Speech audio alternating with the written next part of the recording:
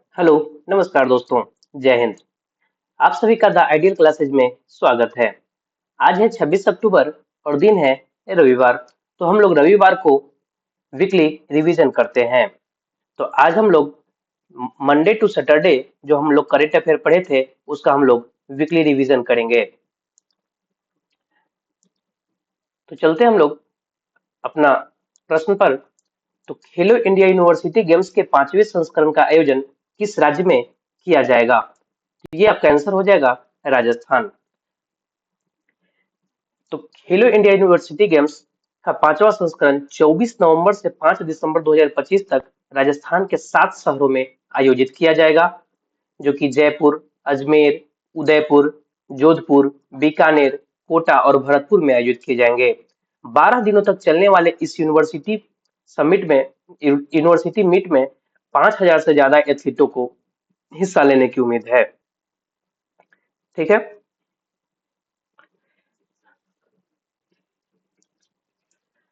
खेलो India university games का जो 5वां संस्करण राजस्थान में हो ही रहा है, इसको आप देखिएगा तो इसको घोषणा कौन किया है? तो मनसुख मंडाविया।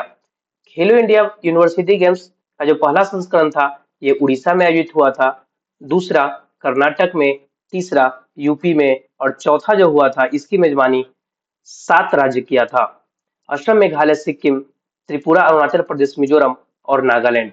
और इसके विजेता चंडीगढ़ यूनिवर्सिटी थी। और ये 5वां है जिसका मेजबानी कौन कर रहा है? राजस्थान।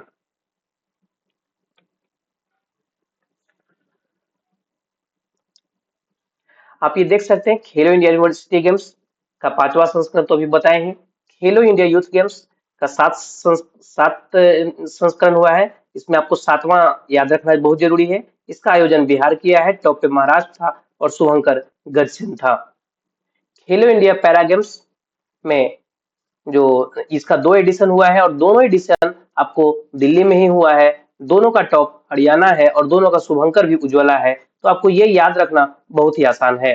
खेलो इंडिया बीच गेम्स का संस्करण, एक ही संस्करण इसका हुआ है, आयोजन दीव में, टॉप पर मणिपुर और शुभंकर पर्ल डॉल्फिन है। खेलो इंडिया जल खेल महोत्सव में, आयोजन जम्मू कश्मीर में, टॉप पे मध्य प्रदेश और शुभंकर इसका है हिमालयन किंगफिशर।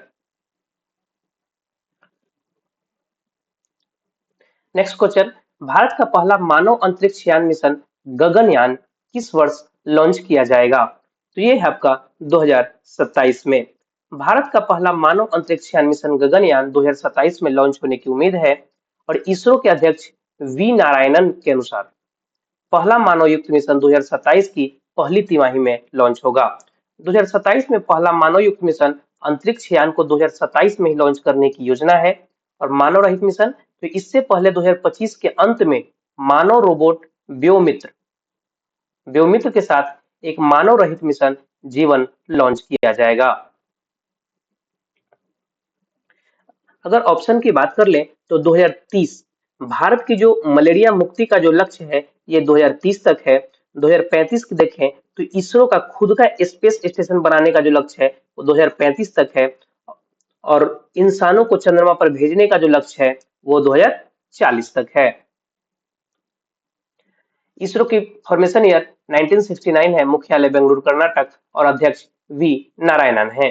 ये इसरो से संबंधित कुछ आपका करंट अफेयर है, इसे आप देख लीजिएगा। नासा और इसरो मिलके संयुक्त एक प्रोजेक्ट चला रहा है, निसार। ठीक है। इंटरनेशनल फुटबॉल में सबसे ज्यादा असिस्ट गोल मेकर कौन बन गए हैं? तो ये है आपके लियोनल मेसी। कौन है? Lionel Messi. लियोनल मेसी ने अंतरराष्ट्रीय फुटबॉल में सर्वाधिक असिस्ट देने वाले खिलाड़ी का रिकॉर्ड अपने नाम किया। पुरुष अंतरराष्ट्रीय फुटबॉल में सबसे अधिक असिस्ट देने वाले खिलाड़ियों की वर्तमान अगर स्थिति देखें तो लियोनल मेसी तो टॉप पर है ही, 60 गोल के साथ। दूसरे स्थान पे नेमार जूनियर ब्राजील के 58, लैंडन डोनोव यूएसए के 58, फेरेंक पुस्कास हंगरी के हैं 53 और केविन डी ब्रूने बेल्जियम के हैं 52। अगर ऑप्शन की हम बात करें तो लियोनल मेसी ये अर्जेंटीना के मशहूर फुटबॉलर हैं। क्रिस्टियानो रोनाल्डो ये जो है आपके पुर्तगाल के स्टार फुटबॉलर। लैंडल डोनोव ये इनका हमने डिस्कशन अभी किया कि ये यूएसए के हैं। नेमार ये कहां से आएंगे, तो ये ब्राजील से आएंगे। नेक्स्ट क्वेश्चन देखिए, तो अंतर्राष्ट्रीय प्रकृति संरक्षण संघ के प्रजाति अस्तित्व आयोग का पहला एशियाई अध्यक्ष किसे नियुक्त किया गया है, तो इसका राइट आंसर हो जाएगा विवेक मेनन। विवेक मेनन को अंतर्राष्ट्रीय प्राकृतिक संरक्षण संघ के प्रजाति अस्तित्व आयोग का पहला एशियाई अध्यक्ष नियुक्त किया गया है। वह इस पद पर आसीन होने वाले पहले एशियाई हैं और उन्होंने आयोग के 75 साल के इतिहास में यह उपलब्धि हासिल की है। विवेक मेनन है कौन, तो ये भारतीय वन्य जीव संरक्षणवादी हैं, आईयूसीएन प्रजाति अस्तित्व आयोग यानी एसएससी के अध्यक्ष, और वह इस पद पर पहुंचने वाले पहले एशियाई बन गए हैं। अगर यहाँ से ऑप्शन की बात करें तो इंद्रमणि पांडे ये बीमस्टेक के महासचिव बनने वाले पहले एशियाई हैं। किसके, बीमस्टेक के।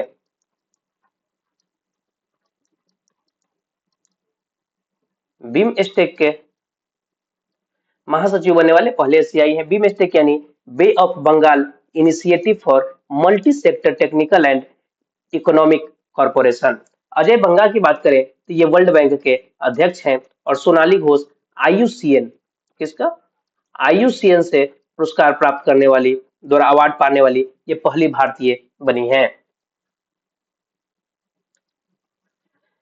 आईयूसीएन का बात करें तो फॉर्मेशन ईयर 5 अक्टूबर 1948 को, मुख्यालय ग्लैंड स्विट्जरलैंड में, मुख्य कार्यकारी अधिकारी ब्रूनो ओबेरले, कार्यक्षेत्र इसका क्या है, प्रकृति संरक्षण जैव विविधता, और पूर्व नाम है इसका अंतरराष्ट्रीय प्रकृति संरक्षण संघ, पूर्ण नाम इसका है आईयूसीएन का। नेक्स्ट देखें, तो क्रिकेट के सभी प्रारूपों में 50 अंतरराष्ट्रीय मैच खेलने वाले पहले भारतीय तेज गेंदबाज कौन बन गए हैं, तो ये है आपका जसप्रीत बुमराह। सभी फॉर्मेट यानी 3 फॉर्मेट होते हैं क्रिकेट में, कौन कौन, टी20, ओडीआई और टेस्ट। ये तीनों फॉर्मेट में 50-50 मैच खेलने वाले, अंतरराष्ट्रीय मैच खेलने वाले ये पहले खिलाड़ी बन गए हैं। ठीक है, आर अश्विन की बात करें हम, आर अश्विन, तो ये ऑस्ट्रेलिया में जो बिग बैश होता है, ठीक है, ऑस्ट्रेलिया में बिग बैश होता है, उसमें शामिल होने वाले ये पहले भारतीय हैं आर अश्विन। यशस्वी जायसवाल अभी हाल ही में टाइम मैगजीन के द्वारा टाइम 100, यशस्वी जायसवाल टाइम 100 नेक्स्ट लिस्ट जारी की गई, जिसमें शामिल होने वाले एकमात्र भारतीय बने हैं यशस्वी जायसवाल। अगर मोहम्मद सिराज की बात करें तो तेलंगाना गवर्नमेंट जो है इनको डीएसपी का पद वहां पे नियुक्त किया है तेलंगाना में। नेक्स्ट क्वेश्चन हम लोग अगर चले, तो हाल ही में केदारनाथ रोपवे प्रोजेक्ट किस कंपनी को प्राप्त हुआ है, तो ये है अडानी ग्रुप। अडानी ग्रुप सोनप्रयाग से केदारनाथ तक 12.9 किलोमीटर की लंबी रोपवे का निर्माण कर रहा है, और इससे यात्रियों का समय 9 घंटे से घटकर अप्रोक्स 36 मिनट, मात्र 36 मिनट हो जाएगा। अगर हम ऑप्शन की बात करें तो रिलायंस इंडस्ट्री जो है, रिलायंस इंडस्ट्री लिमिटेड, तो यह जामनगर जो गुजरात में है वहां दुनिया का सबसे बड़ा डेटा सेंटर स्थापित करने वाला है। टाटा ग्रुप की बात करें तो जो संसद भवन बना है उसको बनाने का उसको निर्माण करने का ठेका जो है टाटा ग्रुप को ही मिला था, और बीआरओ यानी बॉर्डर रोड ऑर्गेनाइजेशन ने दुनिया की सबसे ऊंची मोटरेबल सड़क का निर्माण लद्दाख में किया है, बीआरओ। हाल ही में मासिक धर्म अवकाश नीति लागू करने वाला देश का पहला राज्य कौन बना है, तो ये है आपका कर्नाटक। कर्नाटक सरकार ने सरकारी और निजी दोनों क्षेत्रों में मासिक धर्म अवकाश नीति लागू की है, और यह नीति महिला कर्मचारियों के स्वास्थ्य और कार्य संतुलन को ध्यान में रखते हुए बनाई गई है।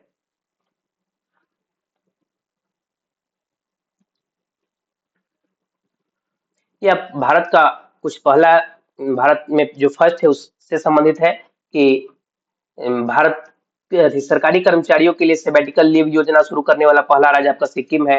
जैविक खेती करने वाला पहला राज्य सिक्किम है। एआई पावर्ड आंगनबाड़ी किस राज्य में शुरू किया गया? तो महाराष्ट्र में। आप देख सकते हैं कि एआई यूनिवर्सिटी महाराष्ट्र में। गाय को राजमाता की उपाधि दिया महाराष्ट्र। आप देख सकते हैं क्रूज भारत मिशन शामिल होने वाला पहला राज्य है गुजरात। भारत का पहला पूर्ण डिजिटल साक्षर राज्य केरल। ओटीटी प्लेटफॉर्म लॉन्च करने वाला केरल, इसका स्वयं का है। भारत का ये आप देख सकते हैं कि अंतर्राष्ट्रीय सीमा पर ड्रोन रोधी प्रणाली तैनात करने वाला पहला राज्य पंजाब। मृत्यु का अधिकार लागू करने वाला पहला राज्य कर्नाटक। गौ अभ्यारण्य स्थापित किया है मध्य प्रदेश। ड्रोन पॉलिसी को लागू करने वाला हिमाचल प्रदेश। तो इस तरह से आप इसको देख सकते हैं। हम इसको तो पहले क्लास में तो हम डिस्कस कर ही चुके हैं, यहाँ पे इतना डीपली हम नहीं जाएंगे, नहीं तो वीडियो आपका लंबा हो जाएगा और आपको भी बोरिंग फील होगी। तो हाल ही में नवाचार और प्रौद्योगिकी सहयोग योजना सीता किस संस्था द्वारा शुरू की गई है? तो ये है यूआईडीएआई। यूआईडीएआई का अगर फुल फॉर्म हम देखें तो unique identification authority of India आप कह सकते हैं। तो सीता का पूरा नाम जो है scheme for innovation and tech associated with Aadhaar. इसे यूआईडीएआई यानी भारतीय विशिष्ट पहचान प्राधिकरण द्वारा नवाचार को बढ़ावा देने हेतु शुरू किया गया है। अगर आप ऑप्शन की बात करें तो यूपीएससी के जो अध्यक्ष हैं कौन है? अजय कुमार।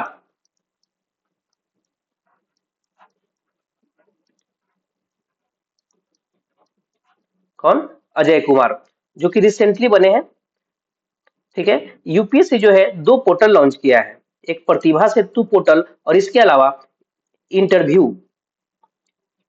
इंटरव्यू किस से, ये दोनों यूपीएससी ने लॉन्च किया है। इंटरव्यू किस से, ठीक है। अगर डीआरडीओ की बात करें तो इसके अध्यक्ष समीर कामत हैं। कौन है?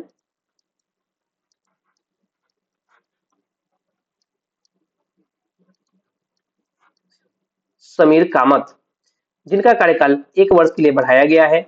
एनसीईआरटी की अगर बात करें तो इनका हेड जो है, प्रश्न हाल ही के एग्जाम में, रिसेंटली के एग्जाम में पूछा गया, तो इनका हेड कौन है? दिनेश प्रकाश सकलानी। कौन है? दिनेश प्रकाश सकलानी। चलते हैं हम लोग नेक्स्ट क्वेश्चन पे। हाल ही में रक्षा मंत्री राजनाथ सिंह ने पहले तेजस एलसीए MK-1A का अनावरण कहाँ किया है? तो ये है नासिक में। यह गोदावरी नदी के किनारे बसी हुई है।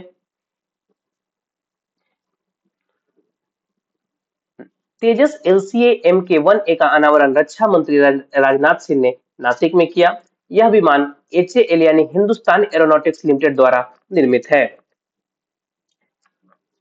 हिंदुस्तान एरोनॉटिक्स लिमिटेड का हेडक्वार्टर जो है बेंगलोर से रिलेट आप कर सकते हैं।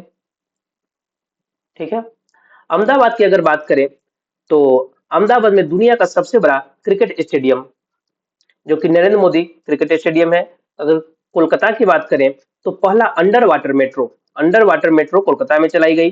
चेन्नई की बात करें तो डायबिटीज बायो बैंक की स्थापना चेन्नई में किया गया है। नेक्स्ट क्वेश्चन चले हम लोग। तो हाल ही में सेम SAIME जलीय कृषि मॉडल को फूड एंड एग्रीकल्चर ऑर्गेनाइजेशन से मान्यता मिली है। यह किस स्थान से संबंधित है? यह है सुंदरवन से।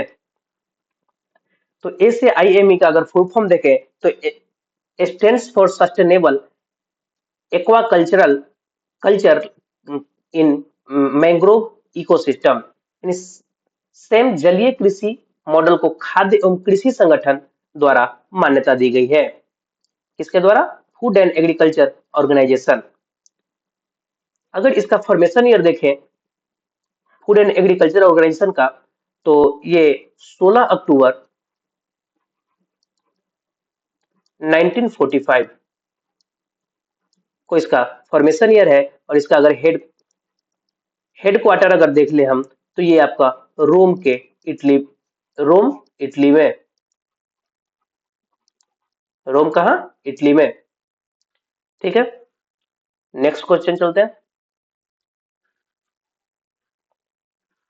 तो हाल ही में हिनरिच IMD सतत व्यापार सूचकांक 2025 में भारत को कौन सा स्थान प्राप्त हुआ है? तो ये है आपका 23वां। कौन? 23वां। हिनरिच IMD सतत व्यापार सूचकांक यानी सस्टेनेबल ट्रेड इंडेक्स 2025 में भारत को 23वां स्थान प्राप्त हुआ और भारत का कुल स्कोर 33.2 रहा, जो 2023 की तुलना में स्थिर प्रगति को दर्शाता है। और टॉप पे है यूके। ठीक है, नेक्स्ट क्वेश्चन पे अगर चले, आप कुछ रैंकिंग देख सकते हैं। भूख सूचकांक में भारत 102 पे है, हेनले पासपोर्ट में 85 पे है, वैश्विक डिजिटल नोबेल रिपोर्ट में भारत 38वें स्थान पे है, ग्लोबल इनोवेशन इंडेक्स में 38वें स्थान पर है, global life work balance index में 42वें स्थान पर है, विश्व प्रतिस्पर्धा रैंकिंग में 41वें स्थान पे है, जेंडर गैप रिपोर्ट 131, वैश्विक शांति सूचकांक में 115, सतत विकास लक्ष्य में 99, जलवायु परिवर्तन सूचकांक में भारत 10वें स्थान पे है, प्रेस फ्रीडम इंडेक्स में 151 पे, करप्शन इंडेक्स में 96 पे, वैश्विक आतंकवाद सूचकांक पे सिर्फ 14 पे, वर्ल्ड हैप्पीनेस रैंकिंग में 118 पे। तो इस तरह से आप इसको रिलेट कर सकते हैं। नेक्स्ट देखें, तो हाल ही में किसे हुंडई इंडिया का पहला भारतीय एमडी और सीईओ नियुक्त किया गया है? तो ये है आपके तरुण गर्ग। तो हुंडई मोटर इंडिया ने तरुण गर्ग को अपना पहला भारतीय एमडी और सीईओ नियुक्त किया है। पहला भारतीय है ये। यह कदम भारतीय नेतृत्व और बाजार की गहरी समझ को प्रतिबिंबित करता है। अगर हम ऑप्शन की बात करें अनंत गोयनका, तो ये फीकी के किसका फीकी के अध्यक्ष बने हैं। मारिया मचाडो की बात करें तो ये शांति के क्षेत्र में नोबेल पुरस्कार जीते हैं। किसमें? शांति के क्षेत्र में नोबेल पुरस्कार जीती है। अगर शेरी सिंह की बात करें तो ये मिसेज यूनिवर्स चुनी जाने वाली पहली भारतीय है। क्या? मिसेज यूनिवर्स चुनी जाने वाली पहली भारतीय। नेक्स्ट क्वेश्चन पे चले हम लोग। तो मार्कोसुर भारत व्यापार समझौते को मजबूत बनाने के लिए भारत और किस देश के बीच हुई संयुक्त घोषणा की गई है? मैं संयुक्त घोषणा की गई है। तो ये है आपका ब्राजील। कौन सा है? ब्राजील।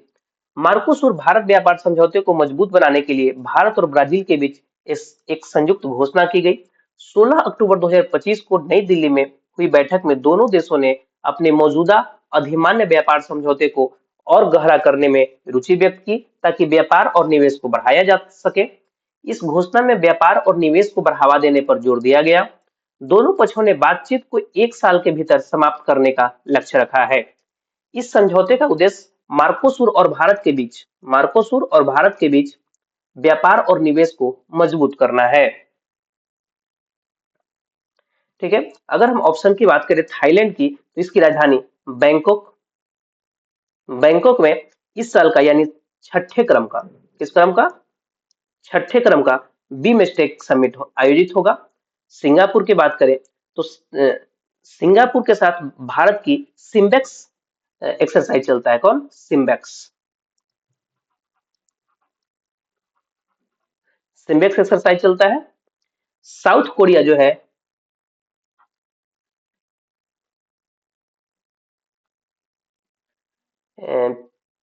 साउथ कोरिया से आप क्या रिलेट कीजिएगा? South Korea approx 5G connection launch करने वाला दुनिया का यह पहला देश। 5G या 6G, एक बार आप देख लीजिएगा। ठीक है, 5G या 6G लॉन्च करने वाला दुनिया का ये पहला देश है। मार्कोसुर दक्षिण अमेरिका का एक प्रमुख व्यापारिक संगठन है जिसका पूरा नाम दक्षिणी साझा व्यापार बाजार है। इसकी स्थापना 1991 में अर्जेंटीना, ब्राजील, पराग्वे और उरुग्वे द्वारा की गई थी। मुख्यालय उरुग्वे की राजधानी मोंटोविडियो में। स्थापना 1991। पूर्ण सदस्य अर्जेंटीना, ब्राजील, बोलीविया, पराग्वे और उरुग्वे है। सहयोगी सदस्य Chile, Colombia, Ecuador, Guyana, Peru और सूरीनाम। उद्देश्य इसका क्या है? तो सदस्य देशों के बीच मुक्त व्यापार को बढ़ावा देना और क्षेत्रीय आर्थिक एकीकरण को बढ़ाना। नेक्स्ट क्वेश्चन, अगर इसका देख ले ब्राजील के बारे में, तो राजधानी ब्राजीलिया, मुद्रा ब्राजीलियाई रियल, राष्ट्रीय खेल फुटबॉल है। कॉप 30 2025 में ब्राजील ही समिट अधिक कर होस्ट कर रहा है। BRICS summit 2025 Brazil. ब्राजील 7 सितंबर को अपना स्वतंत्रता दिवस मनाता है। ठीक है, पूर्व राष्ट्रपति जेयर बोल्सोनारो को लोकतंत्र को नष्ट करने की कोशिश के आरोप में 27 वर्ष से अधिक की कारावास की सजा सुनाई गई है।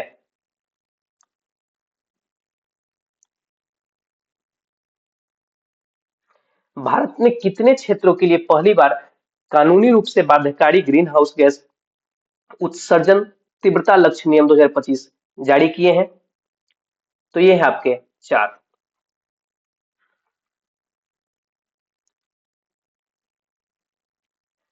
ठीक है, भारत ने चार उत्सर्जन क्षेत्रों जैसे एल्युमिनियम, सीमेंट, क्लोरएल्कली और लुगदी एवं कागज के लिए पहली बार कानूनी रूप से बाध्यकारी ग्रीन हाउस गैस उत्सर्जन तीव्रता लक्ष्य नियम 2025 जारी किया है। ये नियम कार्बन क्रेडिट ट्रेडिंग योजना 2023 का एक हिस्सा है और लगभग 282 औद्योगिक इकाइयों पर लागू होते हैं।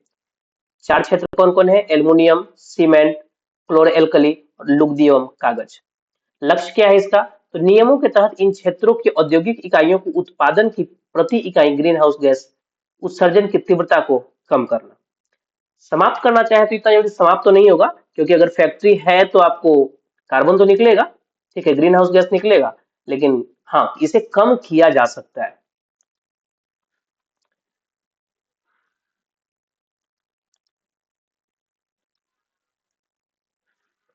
ठीक है, कटी बिहू उत्सव निम्न में से किस राज्य में मनाया जाता है? कटी बिहू उत्सव, तो ये आपका असम में मनाया जाता है। कहाँ? असम में। कटी बिहू उत्सव असम में मनाया जाता है। इसे कटी बिहू या कोंगाली बिहू भी कहा जाता है। यह असम के तीन प्रमुख बिहू त्योहारों में से एक है। ये मनाया कब जाता है? तो यह अक्टूबर के मध्य में मनाया जाता है, जब फसलें बढ़ने की अवस्था में होती है। और इसका महत्व, तो इस त्योहार को गरीबों का त्योहार भी कहा जाता है, जो किसानों के लिए एक महत्वपूर्ण और उत्साह का समय होता है, क्योंकि उनके अन्न भंडार खाली होते हैं। अगर हम ऑप्शन की बात कर ले, नहीं, ऑप्शन ऑप्शन के बारे में तो बता ही दिए हैं। आप फेस्टिवल के बारे में बात कर ले। सरूल फेस्टिवल झारखंड में, समक्का सरक्का तेलंगाना, गीता महोत्सव हरियाणा, चेहरा ओबा मणिपुर, सिरोई लिली महोत्सव मणिपुर, ये सांगा महोत्सव मणिपुर, बोनालू तेलंगाना, कच्चाई लेमन मणिपुर। आप इस तरह से देख सकते हैं, सोनपुर मेला बिहार में, Pongal Tamil Nadu, Onam Kerala, Khajuraho Madhya Pradesh, Heerat festival Jammu Kashmir, cherry blossom Meghalaya, खुबानी लद्दाख में है, परशुराम कुंड मेला अरुणाचल प्रदेश में है, बथुकम्मा तेलंगाना में है। आप इस तरह से ये तेलंग फूलों का त्योहार है, तो आप इस तरह से इसको रिलेट कर सकते हैं। नेक्स्ट क्वेश्चन पे हम लोग चले, तो किस दिन विश्व सांख्यिकी दिवस मनाया जाता है? तो ये है आपका 20 अक्टूबर को। पूरे विश्व में 20 अक्टूबर को विश्व सांख्यिकी दिवस मनाया जाता है। यह दिवस प्रत्येक 5 वर्ष पे मनाया जाता है। ठीक है, और ये पहली बार 2010 में मनाया गया था। पहला 10 में, दूसरा 15, तीसरा 20 और इस बार चौथा मनाया जा रहा है। क्या हुआ? चौथा मनाया जा रहा है 2025 में। भारत का राष्ट्रीय सांख्यिकी दिवस जो है 29 जून को मनाया जाता है, राष्ट्रीय सांख्यिकी दिवस। और यह प्रशांत चंद्र महालनोबिस के, यानी पीसी महालनोबिस के जन्मदिन पर मनाया जाता है।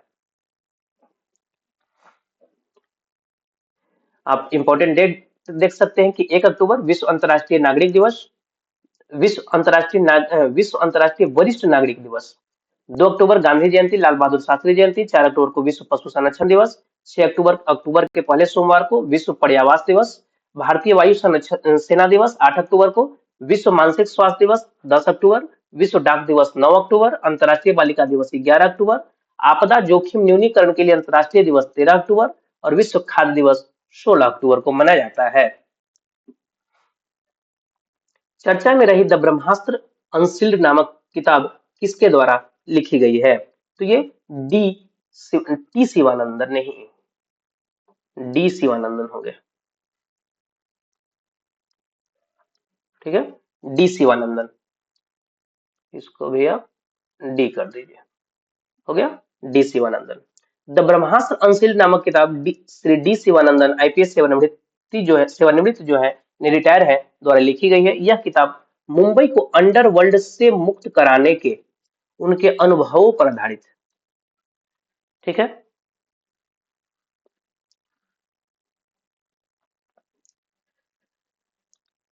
कुछ इंपॉर्टेंट बुक है, आप देख लीजिएगा। किस शहर ने 56 घाटों पर 26,17,215 दिए जलाकर गिनीज वर्ल्ड रिकॉर्ड बनाया है। तो ये है आपका अयोध्या। यह यूपी का एक शहर है जो कि भगवान श्री राम की नगरी है और वह सरयू नदी के किनारे बसा हुआ है। उत्तर प्रदेश ने अपने 9वें दीपोत्सव पर राम की पैड़ी सहित अयोध्या के 56 घाटों पर 26,17,215 दिए जलाकर गिनीज वर्ल्ड रिकॉर्ड बनाया। इस वर्ष एक और विश्व रिकॉर्ड बना जिसमें 2,128 वेद आचार्यों ने सरयू नदी के तट पर महाआरती की और श्लोकों का पाठ किया।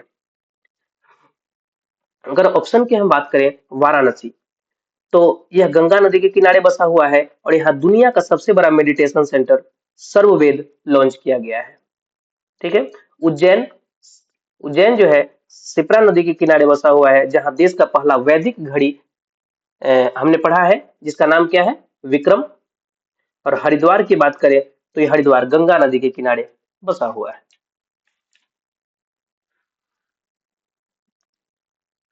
हाल ही में बीएलएस इंटरनेशनल किस देश में भारतीय वीजा केंद्र संचालित करेगा?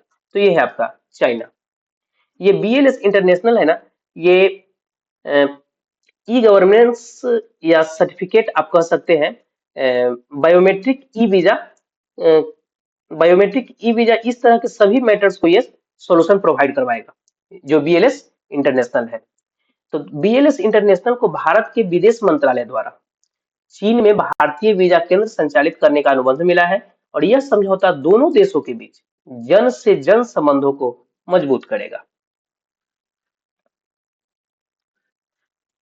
अब चीन का कुछ करंट अफेयर है, आप देख सकते हैं इसको, कि मानवयुक्त चंद्र लैंडर जो है उसका नाम है लान्यू, के वीजा चीन ने शुरू किया। एससीओ सम्मेलन 2025 जो है चीन में ही होगा।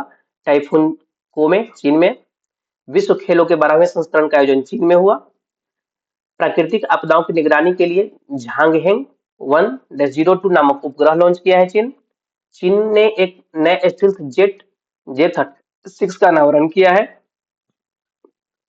दुनिया की पहली carbon fibre high speed train का अनावरण चीन में हुआ। तो आप इस तरह से याद कर सकते हैं कि ब्रह्मपुत्र नदी पर दुनिया का सबसे बड़ा $137 बिलियन के बांध को बनाने की मंजूरी दे दी है। हाल ही में 30वीं सीनियर महिला राष्ट्रीय फुटबॉल चैंपियनशिप किसने जीती है? तो ये है आपका मणिपुर। ठीक है। मणिपुर ने फाइनल में पश्चिम बंगाल को 1-0 से हराकर चैंपियनशिप जीती और यह मुकाबला छत्तीसगढ़ के नारायणपुर स्थित आरकेएम आश्रम मैदान में हुआ था। आप बिहार से अगर रिलेट करते हैं तो करेंगे कि इस साल का जो खेलो इंडिया यूथ गेम्स, खेलो इंडिया यूथ गेम जो है ये बिहार ही होस्ट किया था, जिसका शुभंकर गज सिंह था, जिसकी मेजबानी बिहार ने की और टॉप पर महाराष्ट्र था और बिहार 15वें स्थान पे था। किस फुटबॉलर ने वर्ष 2025 का एमएलएस गोल्डन बूट अवार्ड जीत लिया है? तो ये है लियोनल मेसी। अर्जेंटीना के मशहूर फुटबॉलर खिलाड़ी लियोनल मेसी ने इस वर्ष का गोल्डन बूट जीता और पुरुष अंतर्राष्ट्रीय फुटबॉल में सर्वाधिक असिस्ट करने वाले खिलाड़ी बन गए हैं। ठीक है। ये एमएलएस के बारे में आप नहीं जानते हो तो बताता हूं कि एमएलएस यानी इसको आप मेजर लीग सॉकर कह सकते हैं। ठीक है। क्रिस्टियानो रोनाल्डो, ये जो है पुर्तगाल के स्टार फुटबॉलर है। किलियन एम्बाप्पे, ये फ्रांस के हो गए और नेमार जो है ये ब्राजील के। एसोचैम के अध्यक्ष का पदभार किसने संभाला? तो ये निर्मल कुमार मिंडा। ठीक है। यूनो मिंडा समूह के कार्यकारी अध्यक्ष निर्मल कुमार मिंडा ने 17 अक्टूबर को associated chambers of commerce and industry of India यानी एसोचैम के अध्यक्ष का पदभार ग्रहण किए हैं। उनके साथ एक्सिस बैंक के प्रबंध निदेशक एवं सीईओ अमिताभ चौधरी को एसोचैम का वरिष्ठ उपाध्यक्ष नियुक्त किया गया है। एसोचैम का फॉर्मेशन ईयर 1920, मुख्यालय नई दिल्ली, भारत। अगर आप ऑप्शन की बात करते हैं तो अमिताभ चौधरी, ये निर्मल कुमार मिंडा जो है ये अध्यक्ष और अमिताभ चौधरी उपाध्यक्ष हैं। अनंत गोयंका ये फिकी के अध्यक्ष हैं और बीवीआर सुब्रमण्यम नीति आयोग के सीईओ हैं। कौन है? सीईओ किसका? नीति आयोग के। रीगो पाज किस देश के नए राष्ट्रपति बने हैं? तो रीगो पाज जो है ये बोलीविया के नए राष्ट्रपति बने हैं। रीगो पाज ने बोलीविया के राष्ट्रपति चुनाव में जीत हासिल की और रोड्रिगो पाज ने अपने रूढ़िवादी प्रतिद्वंदी जॉर्ज टूटो क्विरोगा को हराया है। ठीक है, बोलीविया जो है साउथ अमेरिका की कंट्री है।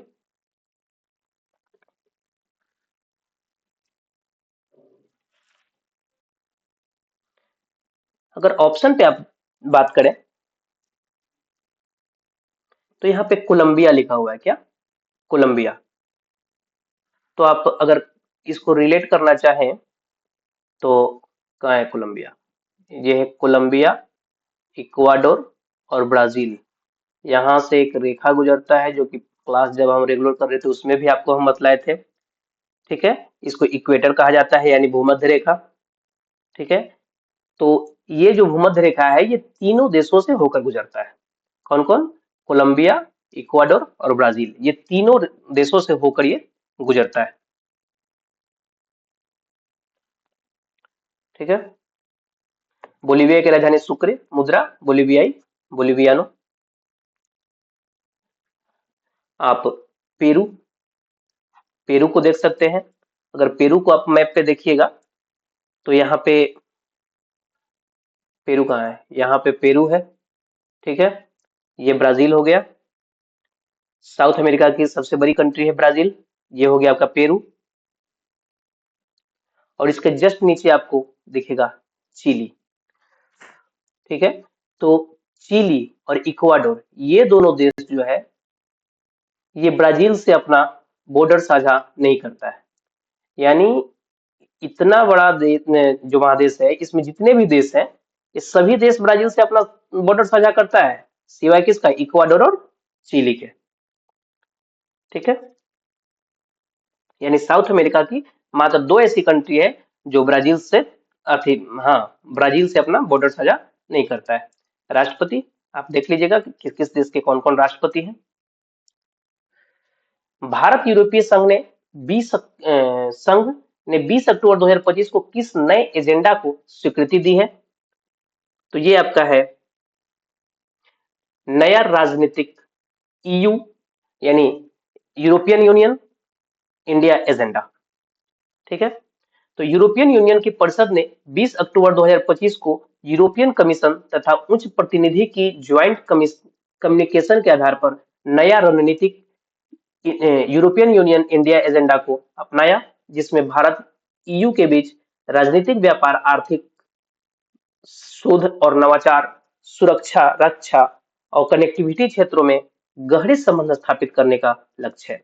इसका महत्व इसलिए है क्योंकि यह भारत यूरोपियन यूनियन संबंधों को सिर्फ व्यापार मित्रता तक सीमित नहीं रखना चाहता बल्कि रक्षा नवाचार और वैश्विक शासन जैसे आयामों में ले जाता है।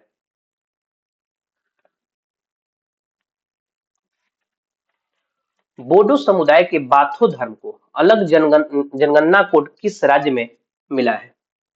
तो ये हो जाएगा आपका असम। ठीक है, बोडो समुदाय के बाथो धर्म को अलग जनगणना कोड असम राज्य में मिला है। यह मान्यता आगामी जनगणना में दी गई जिससे बाथो धर्म को राष्ट्रीय स्तर पर पहचान मिली है। असम सरकार ने मान्यता दी। असम की सबसे बड़ी मैदानी जनजाति बोडो का यह पारंपरिक धर्म है और राज्य सरकार ने इसे आधिकारिक मान्यता दी है। नए कोड का उद्देश्य क्या है? तो यह निर्णय बोडो समुदाय के लिए एक महत्वपूर्ण जीत है जो लंबे समय से बाथो धर्म को जनगणना में एक अलग पहचान दिलाने की मांग कर रहे थे। क्यों? बाथो धर्म है क्या भाई? क्या है बाथो धर्म? तो बाथो धर्म 5 तत्वों यानी अग्नि वायु पृथ्वी आकाश और जल की पूजा करती है। उसी की पूजा पर आधारित है।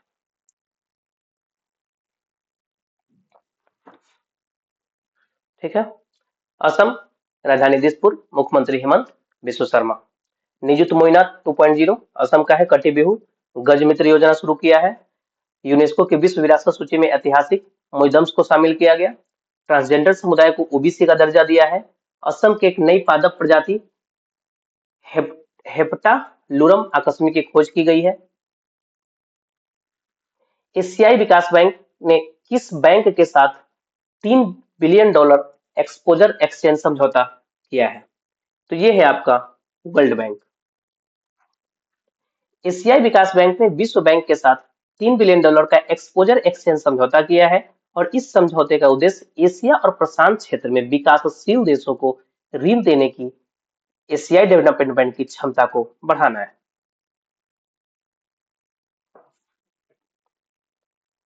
अगर ऑप्शन की हम बात करें तो पहले एशियाई डेवलपमेंट बैंक की हम बात कर लेते हैं। तो इसका फॉर्मेशन ईयर जो है 1966 है। ठीक है, इसका मुख्यालय कहाँ है? मनीला।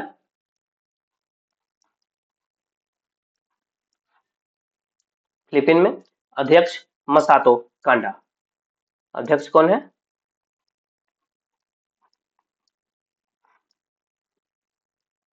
मसातो कांडा।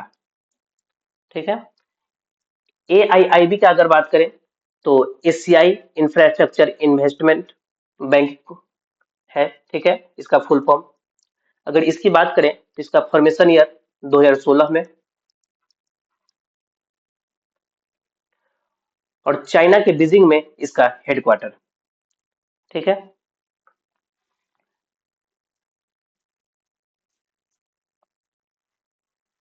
ADB की बात करें, एशियाई डेवलपमेंट बैंक की तो बात हमने कर लिया अभी। IMF की बात करते हैं। IMF, तो इसका फॉर्मेशन ईयर 1944 में है। कब है? 1944। वाशिंगटन डीसी में मुख्यालय इसका हो गया। क्रिस्टलिना जॉर्जिवा इसके MD हो जाएंगे IMF के। और इसका बताएं AIIB का अगर देखें तो इसका लिन लिकुन, जीन लिकुन जो है, इनका कार्यकाल 16 जनवरी 2026 को समाप्त हो रहा है, तो इनके जगह लेंगे जो जियाई। कौन लेंगे?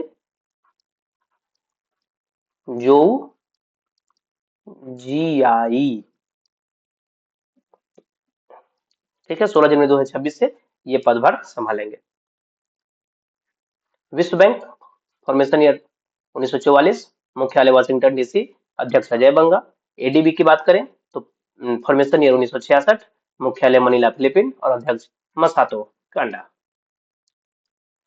हाल ही में निधन हुए गोवर्धन असरानी कौन थे? तो ये एक राजनेता थे। सॉरी सॉरी सॉरी, अभिनेता थे, नॉट अ राजनेता, एक्टर थे। मशहूर अभिनेता गोवर्धन असरानी, जिन्हें फिल्म शोले में जेलर की भूमिका के लिए जाना जाता है, का 84 वर्ष की आयु में निधन हो गया।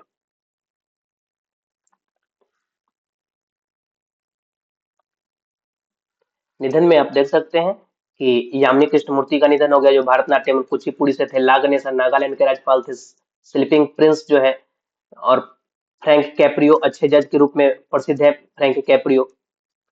लतिका कट मूर्तिकार और कैथोलिक ईसाई धर्म के पोप फ्रांसिस। पूर्व भारतीय बास्केटबॉल कप्तान हरिदत्त कापड़ी। राई लोक नृत्य के दिग्गज पद्म श्री राम सहाय पांडे। उस्ताद गुलाम नबी शाह, कश्मीरी लोक संगीत। जियोर्जियो अरमानी, इटली के मशहूर फैशन डिजाइनर। पंकज धीर, जो कि कर्ण का रोल निभाए थे महाभारत में। पंडित छन्नूलाल मिश्र। जुबिन गर्ग सिंगर है। Vijay Rupani, Gujarat former former CM है। सूर्यमुखी देवी, मणिपुरी शास्त्रीय नृत्य। डॉक्टर वेस्टेस, ओलंपिक हॉकी पदक विजेता। शिबू सोरेन, झारखंड के पूर्व CM। मेघनाथ देसाई, अर्थशास्त्री। हिरोमासा उराकावा, मुक्केबाज। और सतपाल मलिक, पूर्व राज्यपाल है। उद्यान मंत्रालय के राज्य खनन तत्परता सूचकांक की A श्रेणी में कौन सा राज्य शीर्ष पर रहा?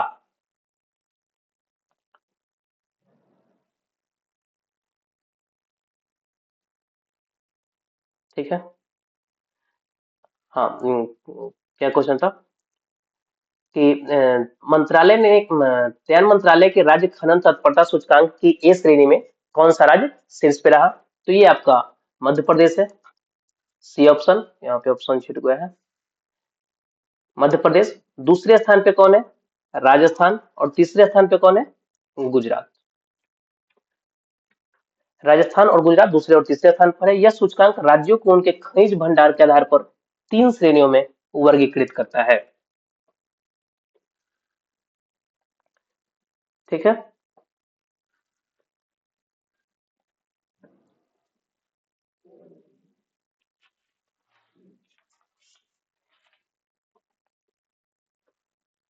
आप रैंकिंग देखिए, जो कि अभी हमने पीछे चर्चा भी किया था रैंकिंग का। 22 साल बाद 125वीं IFA शील्ड किस क्लब ने जीती है? तो ये जीता है मोहन बगान। मोहन बगान ने 22 साल बाद 125वीं IFA शील्ड जीतकर ईस्ट बंगाल को हराया है। किसको हराया है? ईस्ट बंगाल को।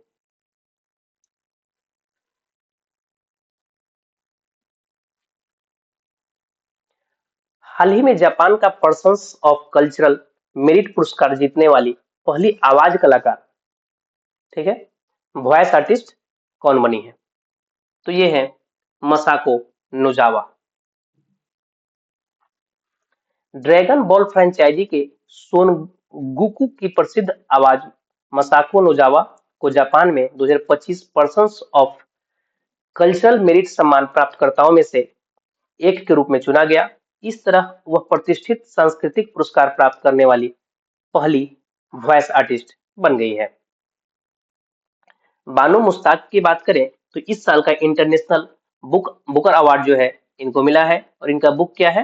हार्टलैम्प के लिए इनको मिला है। सोनाली घोष जो है ये IUCN का अवार्ड जीतने वाली पहली भारतीय। मारिया मचाडो इस साल का शांति का नोबेल पुरस्कार 2025 पाने वाली ये है मारिया मचाडो।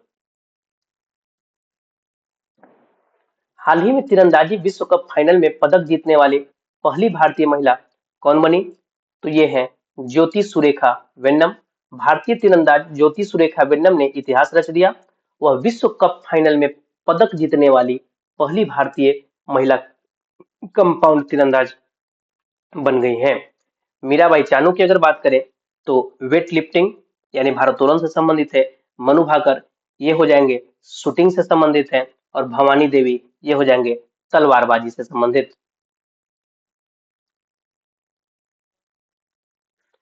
हाल ही में ऑस्ट्रेलिया और किस देश ने चीन पर निर्भरता कम करने के लिए 8.5 अरब डॉलर के महत्वपूर्ण खनिज समझौते पर हस्ताक्षर किए हैं? तो ये है आपके USA। पश्चिमी आपूर्ति श्रृंखला की मजबूती को मजबूत करने और महत्वपूर्ण खनिजों में चीन के प्रभुत्व को कम करने के एक महत्वपूर्ण कदम के रूप में अमेरिकी राष्ट्रपति डोनाल्ड ट्रंप और ऑस्ट्रेलियाई प्रधानमंत्री एंथनी अल्बनीज ने 21 अक्टूबर 2025 को व्हाइट हाउस में अपने पहले औपचारिक शिखर सम्मेलन में एक व्यापक महत्वपूर्ण खनिज समझौते पर हस्ताक्षर किए। इस समझौते से $8.5 अरब की एक नई खनिज आपूर्ति पाइपलाइन स्थापित होती है, जिसमें दोनों देश अगले 6 महीनों में लिथियम, निकेल और दुर्लभ मृदा तत्वों जैसे प्रमुख खनिजों के खनन और प्रसंस्करण बुनियादी ढांचे के लिए $1-1 अरब देने का वादा करते हैं, जो रक्षा प्रौद्योगिकी और स्वच्छ ऊर्जा क्षेत्रों के लिए महत्वपूर्ण है।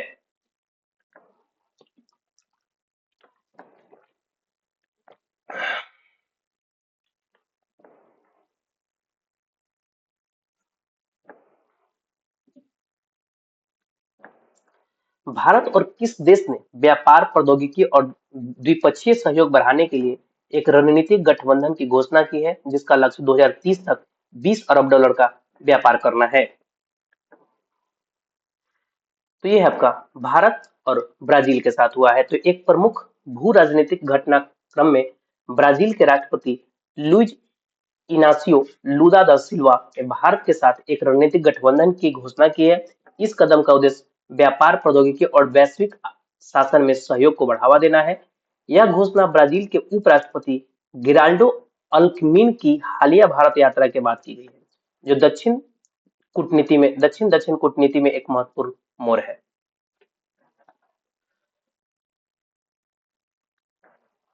ब्राजील राजधानी ब्राजीलिया, मुद्रा ब्राजीलियाई रियल, राष्ट्रीय खेल फुटबॉल। ब्राजील 7 सितंबर को अपना स्वतंत्रता दिवस मनाता है। ब्रिक्स समिट ब्राजील होस्ट करेगा, और COP30 भी ब्राजील ही होस्ट कर रहा है इस बार। हाल ही में चर्चा में रहा तूफान ज्वालामुखी तुपतान तुपतान ज्वालामुखी किस देश में स्थित है? ज्वालामुखी माने कहाँ है? तो ये है आपका ईरान में। कहाँ? ईरान। तुप्तान ज्वालामुखी ईरान में स्थित है। दक्षिण पूर्वी ईरान पाकिस्तान सीमा से लगभग 56 किलोमीटर की दूरी पर है गतिविधि। यह एक अर्ध सक्रिय स्ट्रेटो वोल्केनो है और ऊंचाई 3940 मीटर यानी 12,927 फीट अभी लगातार चल ही रहा है।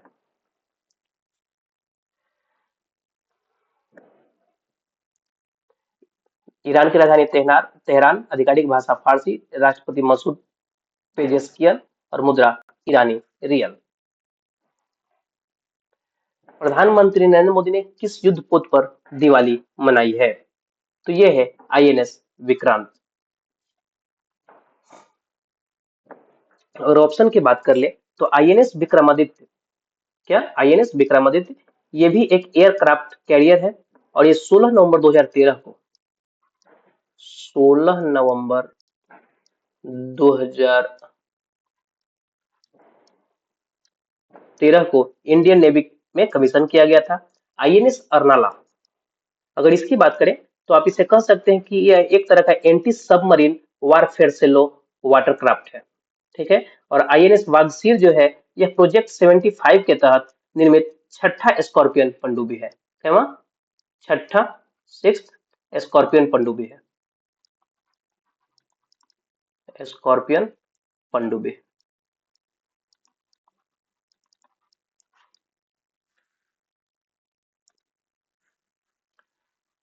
विमान प्रधानमंत्री नरेंद्र मोदी ने विमान वाहक पोत एयरक्राफ्ट कैरियर आईएनएस विक्रांत को 20 अक्टूबर 2025 को दिवाली मनाई है।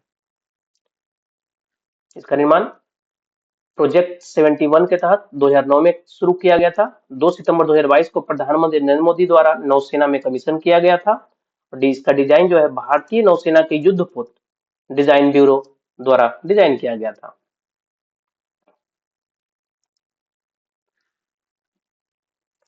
आरबीआई ने भारतीय बैंक और उनकी विदेशी शाखाओं को किन देशों के निवासियों और उनके बैंकों को भारतीय रुपए में लोन प्रदान करने की अनुमति अक्टूबर 2025 में प्रदान की है? तो ये भारत के जो पड़ोसी देश हैं भूटान, नेपाल, श्रीलंका, इन सभी को ये परमिशन दिया गया है। इसके जरिए बाहरी व्यापार और भुगतान आसान हो जाएगा, साथ ही क्षेत्रीय व्यापार में रुपये की भूमिका मजबूत करने में मदद मिलेगी। यह इन तीनों देशों के लिए महत्वपूर्ण है क्योंकि इनमें से श्रीलंका डॉलर की कमी वाला पड़ोसी देश है, वहां डॉलर कम है, जबकि भूटान और नेपाल के साथ व्यापार विविधीकरण के प्रयास किया जा रहा है।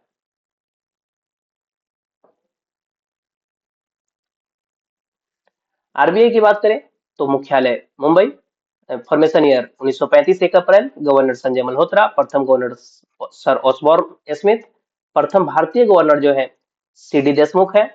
उप गवर्नर में देख ले तो शीरीष चंद्र मुर्मू जो कि हाल ही में आए हैं, स्वामीनाथन जे, टीवी रविशंकर और पूनम गुप्ता उप गवर्नर जो है ये पूर्व से हैं। Mercer CFA global pension index 2025 में भारत किस स्थान पे रहा है? तो इसमें भारत जो है 52वें रैंक पे है।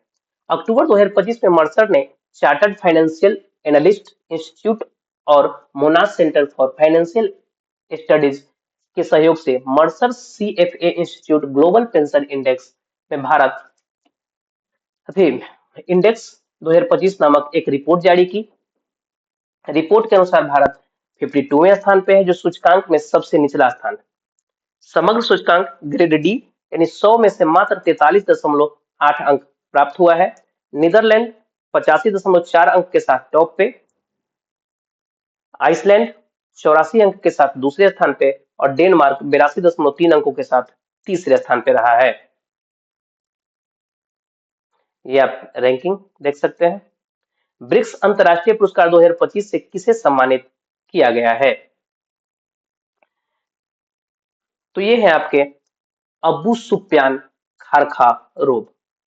अक्टूबर 2025 में दागिस्तान गणराज्य के पूर्व उप प्रधानमंत्री अबू सुफियान खारखारोव को आध्यात्मिक शिक्षा, सांस्कृतिक विकास और समुद्री नवाचार में उनके योगदान के लिए ब्रिक्स यानी ब्राजील, रूस, भारत, चीन और दक्षिण अफ्रीका अंतर्राष्ट्रीय पुरस्कार 2025 से सम्मानित किया गया। अगर ऑप्शन की हम बात कर लें तो हिमांशु कुलकर्णी, ये जो है इंटरनेशनल वाटर प्राइज जो 2025 का था, ये विजेता है। ठीक है। शेरी सिंह, ये मिसेज यूनिवर्स का खिताब जीती। और सोनाली घोष, आईयूसीएन का अवार्ड जीतने वाली ये पहली भारतीय हैं। रिसेंटली अवार्ड है ये। हाल ही में अंतर्राष्ट्रीय हिम तेंदुआ दिवस कब मनाया गया? तो ये आपको 23 अक्टूबर को मनाया गया है। अंतर्राष्ट्रीय हिम तेंदुआ दिवस हर साल 23 अक्टूबर को मनाया जाता है। यह दिन इन लुप्त प्राय जीवों के संरक्षण के लिए जागरूकता बढ़ाने और कार्रवाई को प्रोत्साहित करने के लिए समर्पित है। तिथि 23 अक्टूबर। उद्देश्य क्या है? हिम तेंदुओं के संरक्षण के बारे में जागरूकता बढ़ाना। आप इंपॉर्टेंट डेट अक्टूबर का देख सकते हैं। 1 अक्टूबर को विश्व अंतर्राष्ट्रीय वरिष्ठ नागरिक दिवस। 2 अक्टूबर को गांधी जयंती, लाल बहादुर शास्त्री जयंती। 4 अक्टूबर को विश्व पशु संरक्षण दिवस। 6 अक्टूबर के पहले सप्ताह में विश्व पर्यावास दिवस। भारतीय वायुसेना दिवस 8 अक्टूबर। विश्व मानसिक दिवस 10 अक्टूबर। विश्व डाक दिवस 9 अक्टूबर। अंतर्राष्ट्रीय बालिका दिवस 11 अक्टूबर। विश्व खाद्य दिवस 16 अक्टूबर और विश्व सांख्यिकी दिवस 20 अक्टूबर। गुजरात के नए उप मुख्यमंत्री कौन बने हैं? तो ये है हर्ष संघवी। 17 अक्टूबर 2025 में मुख्यमंत्री भूपेंद्र पटेल के नेतृत्व में मंत्रिमंडल का पुनर्गठन किया गया और हर्ष संघवी 40 साल की उम्र में ये बने हैं उप मुख्यमंत्री। विधानसभा क्षेत्र माजूरा यानी सूरत से 3 बार ये विधायक रह चुके हैं और संघवी को गृह विभाग यानी होम डिपार्टमेंट का स्वतंत्र प्रभार सौंपा गया है। असीम घोष जो है ये हरियाणा के सीएम है। हरियाणा के अशोक गजपति राजू ये गोवा के सीएम हैं। और कविंदर गुप्ता ये जो है लद्दाख के नए उपराज्यपाल हैं।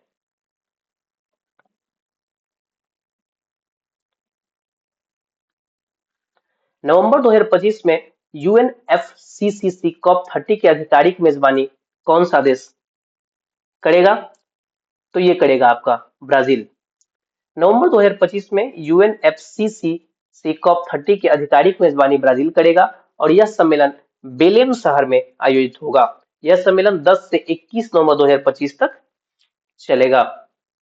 ठीक है। अगर इसमें आप यूएनएफसीसीसी की बात करें, ठीक है, तो यूएन यानी यूनाइटेड नेशन, एफ का मतलब होगा आपका फ्रेमवर्क और सीसीसी ये जो ट्रिपल सी जो है इसका अर्थ हो जाएगा कन्वेंशन ऑन क्लाइमेट चेंज। ठीक है। तो ये COP30 जो है कौन ब्राजील होस्ट कर रहा है। अगर हम थाईलैंड की बात कर ले तो इस साल का बीमस्टेक सम्मेलन जो आयोजित किया गया है थाईलैंड की कैपिटल बैंकॉक में। चीन एससीओ 2025 समिट होस्ट किया। दक्षिण अफ्रीका जो है G20 2025 होस्ट करने जा रहा है। किस भारतीय चंद्र मिशन ने चंद्रमा पर सूर्य के कोरोनल मास इजेक्शन के प्रभाव का पहला अवलोकन किया? तो ये है आपका आंसर इसका चंद्रयान-2। भारत के दूसरे चंद्र मिशन चंद्रयान-2 ने चंद्रमा पर सूर्य के कोरोनल मास इजेक्शन के प्रभावों का पहला प्रत्यक्ष अवलोकन किया। यह अवलोकन चेस-2 यानी चंद्रमा का वायुमंडलीय संरचना एक्सप्लोर 2 जो ऑर्बिटर पर एक पेलोड है द्वारा किया गया था। भारतीय अंतरिक्ष अनुसंधान संगठन यानी इसरो ने बताया कि जब सीएमई ने चंद्रमा पर प्रभाव डाला तो दिन के समय चंद्रमा के वायुमंडल का दबाव बढ़ गया है। इसरो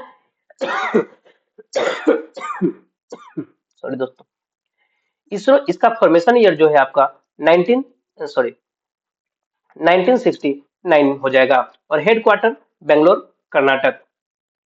इसरो है इसका 2035 तक खुद का स्पेस स्टेशन बनाने का लक्ष्य है, जबकि 2040 तक इंसानों को चंद्रमा पर भेजने जा रहा है। और इसरो के द्वारा लॉन्च किया गया पहला ह्यूमनॉइड रोबोट जिसका नाम क्या है? व्योमित्र। क्या है? व्योमित्र। ये एग्जाम में पूछा गया है, हाल ही के एग्जाम में पूछा गया है। भारत में चीनी पटाखों की अवैध तस्करी रोकने के लिए राजस्व खुफिया निदेशालय द्वारा शुरू किए गए अभियान का नाम क्या है? तो ये है आपका ऑपरेशन फायर ट्रेल। राजस्व खुफिया निदेशालय ने भारत में चीनी पटाखों की अवैध तस्करी रोकने के लिए ऑपरेशन फायर ट्रेल चलाया। अधिकारियों ने नहावा सोवा बंदरगाह पर एक 40 फुट लंबे कंटेनर को पकड़ा जिस पर लेगिंग्स होने का दावा किया गया था। विदेश व्यापार नीति के आईटीसी कोड के तहत पटाखों का आयात प्रतिबंधित है।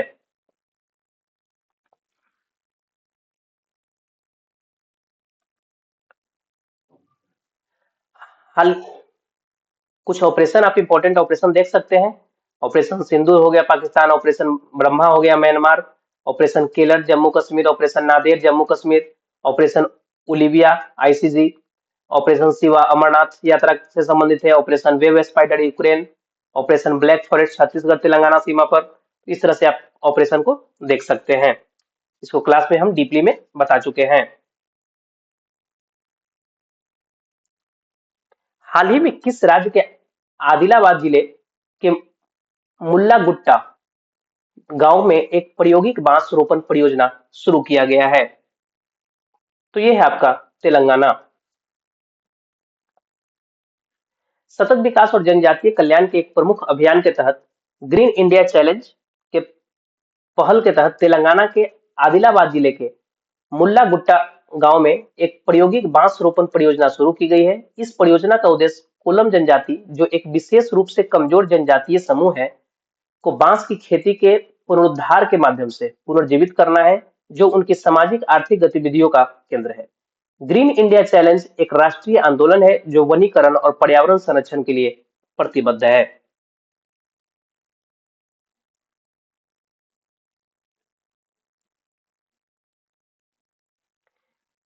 किस शहर में भारत अंतर्राष्ट्रीय विज्ञान महोत्सव 2025 आयोजित किया जाएगा? तो ये आपका है Chandigarh. India international science festival Bharat की प्रमुख विज्ञान जन जागरण पहल है जो वैज्ञानिकों, विद्यार्थियों और आम नागरिकों को एक मंच पर लाती है। इसका 11वां संस्करण 6 से 9 दिसंबर 2025 तक चंडीगढ़ में आयोजित किया जाएगा। और इसका थीम क्या है? तो विज्ञान से समृद्धि आत्मनिर्भर भारत के लिए, यानी विज्ञान से समृद्धि फॉर आत्मनिर्भर भारत।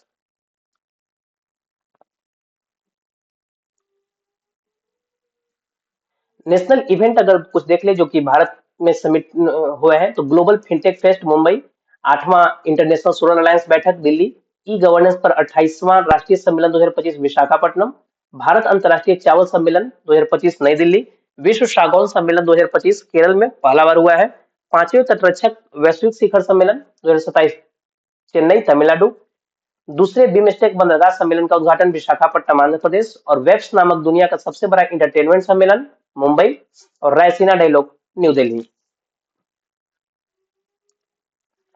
कौन सा देश international union for conservation of nature का 90वां सदस्य बन गया है? तो ये है आपका तुवालू। कौन है? तुवालू। तुवालू सरकार international union for conservation of nature की 90वीं सदस्य बनी। तुवालू पश्चिम मध्य प्रशांत महासागर में स्थित एक छोटा द्वीपीय देश है जो दुनिया का चौथा सबसे छोटा देश है, और इसका क्षेत्रफल केवल 26 वर्ग किलोमीटर। किसका? तुवालू का। यह ऑस्ट्रेलिया और हवाई के बीच स्थित है। तुवालू समुद्र स्तर के में वृद्धि के प्रति बेहद संवेदनशील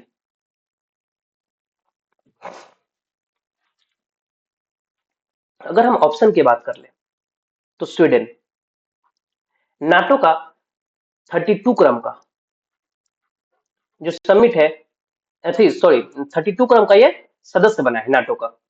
कौन? स्वीडन। इजराइल जो है एडीबी का 69वां मेंबर कंट्री बना है। 69th क्रम का ये मेंबर कंट्री बना है इजराइल नाटो का, सॉरी एडीबी का, एशियाई डेवलपमेंट बैंक का। और ये स्वीडन जो है नाटो का नॉर्थ अटलांटिक ट्रीटी ऑर्गेनाइजेशन का। और इंडोनेशिया की हम बात करें तो ये ब्रिक्स का 10वां सदस्य बना है। ब्रिक्स का 10वां सदस्य बना है। तुवालू राजधानी फुनाफुती, मुद्रा ऑस्ट्रेलियाई डॉलर, तुवालू डॉलर। ठीक है, ये है आपका तुवालू। ये है बहुत छोटा, लेकिन इसको हम जूम कर दिए तो आपको बड़ा दिख रहा है। ठीक है, लेकिन है ये बहुत छोटा। किस देश ने चिली में आयोजित अंडर 20 फीफा वर्ल्ड कप 2025 का खिताब जीता है? तो ये है आपका मोरक्को। मोरक्को ने इतिहास रचते हुए अर्जेंटीना को 2-0 से हराकर अपना पहला फीफा अंडर 20 विश्व कप का खिताब जीत लिया। इस जीत के साथ मोरक्को 2009 में घाना के बाद अंडर 20 विश्व कप जीतने वाला पहला अफ्रीकी देश बन गया है। फीफा की बात करें तो इसका फॉर्मेशन इन 1904 में, मुख्यालय ज्यूरिख स्विट्जरलैंड और अध्यक्ष जियानी इन्फेनिटो।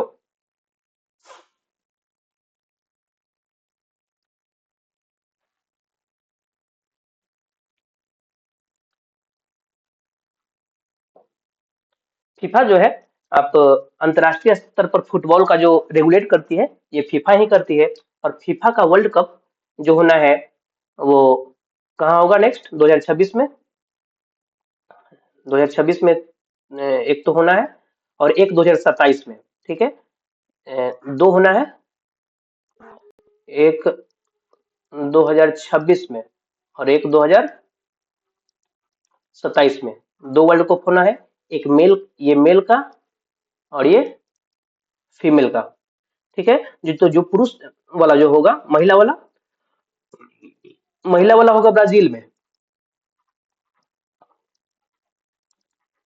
महिला वाला ब्राजील में और पुरुष वाला जो होस्ट करेगा, तीन कंट्री मिलके करेगा। कौन कौन? यूएसए, मैक्सिको और कनाडा। ठीक है, नेक्स्ट चलते हैं। तो साने तकाइची निन्यू में से किस देश की पहली महिला प्रधानमंत्री बन गई है? तो ये है आपके जापान के। जापान की संसद ने अति रूढ़िवादी साने तकाइची को देश की पहली महिला प्रधानमंत्री चुना और इसके साथ ही साने तकाइची ने जापान में एक नया इतिहास लिख दिया। लिबरल डेमोक्रेटिक पार्टी की प्रमुख 64 वर्षीय तकाइची जो है प्रधानमंत्री के रूप में शिगेरू इशिबा की जगह लेंगी, जिन्हें 2 बार चुनावी हार के बाद मजबूरन इस्तीफा देना पड़ा। जापान की राजधानी टोक्यो, मुद्रा जापानी येन। ये जापान का कुछ करंट अफेयर है कि दुनिया का पहला लकड़ी satellite Lignosat probe Japan launch किया है। हिरोमासा उराकावा एक जापानी मुक्केबाज थे जिनका 28 वर्ष की आयु में निधन हो गया है। शिगेरू इशिबा ने अपना पद से इस्तीफा दे दिया। 6G डिवाइस लॉन्च करने वाला जापान है। तो जो साउथ कोरिया की बात उस समय हम लोग कर रहे थे, तो वो 5G लॉन्च करने वाला पहला देश है। भारत जापान सेनाभ्यास धर्म गार्जियन वीर गार्जियन सिन्यू मैत्री जीमैक्स, ये आपका है। नेक्स्ट क्वेश्चन पे चलते हैं हम लोग।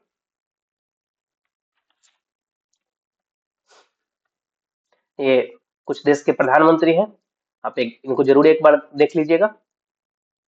सरकार द्वारा ज्यादा पैदावार वाली लंबे रेशे वाली कपास की खेती को बढ़ावा देने के लिए कौन सा मिशन शुरू किया गया है? तो ये है आपका कपास क्रांति मिशन।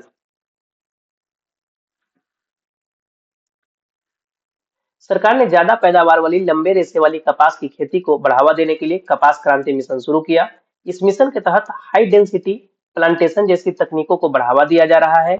इसका उद्देश्य वैज्ञानिक और तकनीकी तरीकों से उपज उच्च उपज और लंबे रेशे वाली कपास की खेती को बढ़ावा देना है। अगर पहल की बात करें तो हाई डेंसिटी प्लांटेशन जैसी आधुनिक तकनीकों को अपनाना है। और इसका एक और पहल है, मिशन के तहत कपास किसान ऐप भी जल्द लॉन्च किया जाएगा जो किसानों को विभिन्न सुविधाएं प्रदान करेगी। भारत कुल वन क्षेत्र, सॉरी भारत नहीं यार, भारत कुल वन क्षेत्र में के मामले में दुनिया में किस स्थान पर है?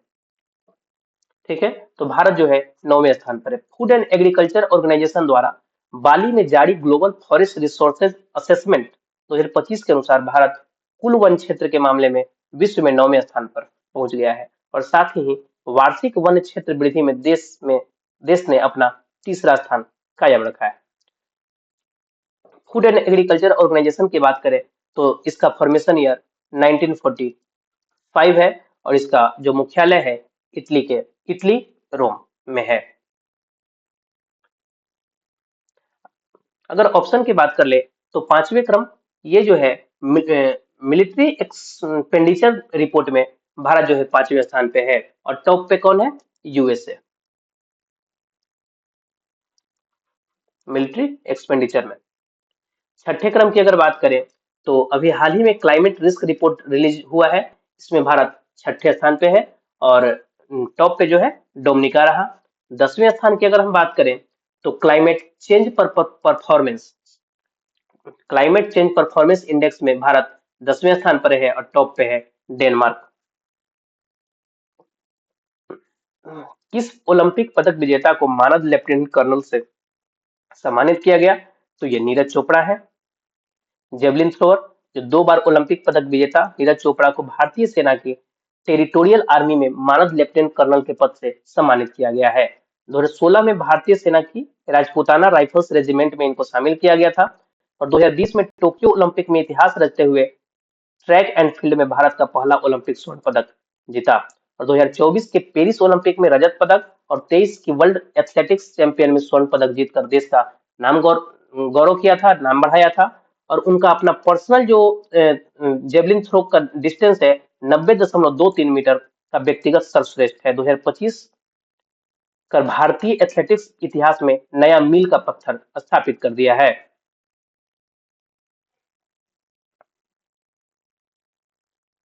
अगर हम ऑप्शन की बात कर लें तो मनु भाकर शूटिंग से रिलेटेड है और अभी पेरिस ओलंपिक में इन्होंने ब्रॉन्ज मेडल जीता है। बजरंग पुनिया ये रेसलर हैं और हरमनप्रीत सिंह ये हॉकी से रिलेटेड हो जाएंगी। 2026 शीतकालीन ओलंपिक का मसालवाहक किसे चुना गया? तो ये है अभिनव बिंद्रा। ओलंपिक स्वर्ण पदक विजेता अभिनव बिंद्रा को अगले वर्ष होने वाले शीतकालीन ओलंपिक 2026 के लिए मसालवाहक के रूप में चुना गया है। यह खेल आयोजन 6 से 22 फरवरी 2026 तक मिलान और कोर्टिना डी अम्पेतजो यानी इटली में आयोजित किया जाएगा। अभिनव बिंद्रा ने 2008 बीजिंग ओलंपिक में 10 मीटर एयर राइफल स्पर्धा में भारत के लिए स्वर्ण पदक जीता था। अगर आईओसी की बात करें, इंटरनेशनल ओलंपिक कमेटी की, तो इसका फॉर्मेशन ईयर 1894 है। ठीक है, और हेडक्वार्टर इसका लॉजेंस स्विट्जरलैंड में हो जाएगा और इसका अध्यक्ष है क्रिस्टी कॉन्वेंट्री।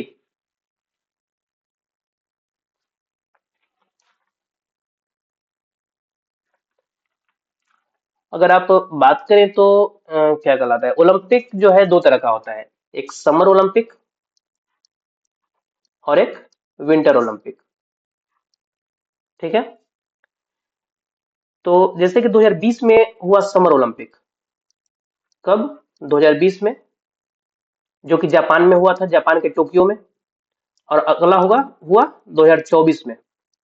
ठीक है, तो ये फ्रांस के पेरिस में हुआ। और सेम वैसे ही 2022 में लास्ट टाइम हुआ था विंटर ओलंपिक, ये चाइना के बीजिंग में हुआ था 2022 में। और 2026 में इस बार होगा। अब इसे होस्ट कर रहा है इटली का मिलान शहर। ठीक है, हम ऑप्शन की बात करें तो पीवी सिंधु ये हो जाएंगी बैडमिंटन से संबंधित, रानी रामपाल हॉकी से संबंधित और मनु भाकर शूटिंग से संबंधित। जापान भारत समुद्री अभ्यास जिमेक्स में भारतीय नौसेना का कौन सा जहाज शामिल हुआ है? तो ये है आपका आईएनएस सह्याद्री। जापान भारत समुद्री अभ्यास जिमेक्स जो है 16 से 18 अक्टूबर 2025 के बीच जापान के क्यूशू के पश्चिमी तट के पास आयोजित किया गया। इस अभ्यास में दोनों नौसेनाओं के उन्नत प्लेटफॉर्म शामिल थे। भारतीय नौसेना की ओर से आईएनएस सह्याद्री जो कि स्वदेशी रूप से निर्मित Shivalik class guided missile stealth freight है ने भाग लिया और इसे कैप्टन रजत कुमार कमांड कर रहे थे। आईएनएस विक्रांत की बात करें तो ये देश का पहला इंडिजीनियस एयरक्राफ्ट कैरियर है। आईएनएस वागसीर जो है ये प्रोजेक्ट 75 के तहत बनी छठे क्रम की स्कॉर्पियन पनडुब्बी का नाम है वागसीर। और आईएनएस अरिहंत जो है देश का न्यूक्लियर सबमरीन अरिहंत और अरिघात दोनों ही आप रिलेट कर सकते हैं।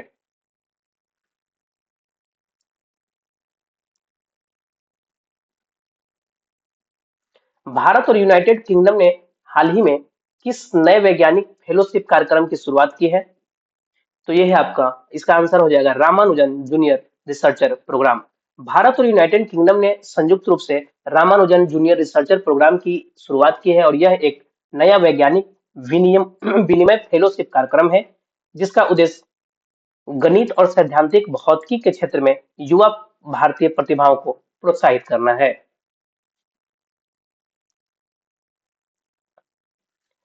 इंडियन क्रिकेटर्स एसोसिएशन की पहली महिला अध्यक्ष कौन नियुक्त की गई? तो ये है आपके शांता रंगास्वामी। शांता रंगास्वामी को आईसीए का अध्यक्ष यानी इंडियन क्रिकेटर्स एसोसिएशन का अध्यक्ष नियुक्त किया गया। ये पूर्व भारतीय महिला कप्तान शांता रंगास्वामी को इंडियन क्रिकेटर्स एसोसिएशन का अध्यक्ष चुना गया है। इंडियन क्रिकेटर्स एसोसिएशन की स्थापना फॉर्मेशन ईयर 5 जुलाई 2019 और इसका मुख्यालय मुंबई में एक पंजीकृत मुख्यालय और दूसरा जो मुख्यालय इसका बेंगलोर में है।